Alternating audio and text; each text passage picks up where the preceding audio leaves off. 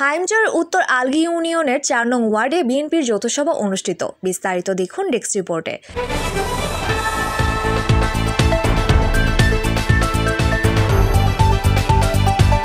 চাঁদপুর হাইমচর উপজেলার ২ নং আলগী উত্তর ইউনিয়নে ৪ নং ওয়ার্ড বিএনপির যৌথ সভা অনুষ্ঠিত হয়েছে।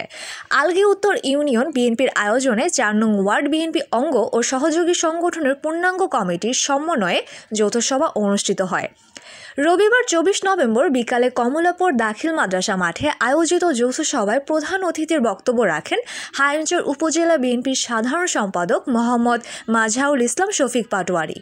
সভায় বিশেষ অতিথি হিসেবে বক্তব্য রাখেন উপজেলা বিএনপির যুগ্ম সাধারণ সম্পাদক আব্দুল কুদ্দুস মেহনতি, ইউনিয়ন বিএনপির সভাপতি জয়নাল আবেদিন, সাধারণ সম্পাদক নজির আহমেদ দেওয়ান, উপজেলা যুবদলের আহ্বায়ক জহিরুল ইসলাম মাঝি, ৪ নং ওয়ার্ড বিএনপির সভাপতি ফিরোজ আলমের সভাপতিতে ও ইউনিয়ন বিএনপির যুগ্ম সাধারণ সম্পাদক মোহাম্মদ খলিলুর রহমান পাটোয়ারির সঞ্চালনায় উপজেলা স্বেচ্ছাসেবক দলের সদস্য সচিব জহিরুল ইসলাম মিয়াজি, উপজেলা ছাত্র দলের সাধারণ সম্পাদক মিলাদ মাঝি সহ বিভিন্ন পর্যায়ে নেতৃবৃন্দ বক্তব্য রাখেন।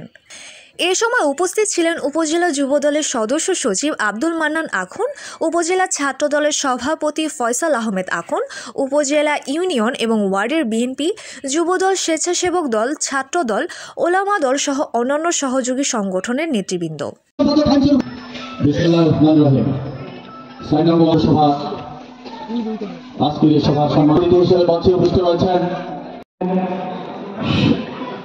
উপস্থিত রয়েছেন হাইমচর উপজেলার বিএনপি অন্যান্য অঙ্গ সহযোগী সংগঠন এবং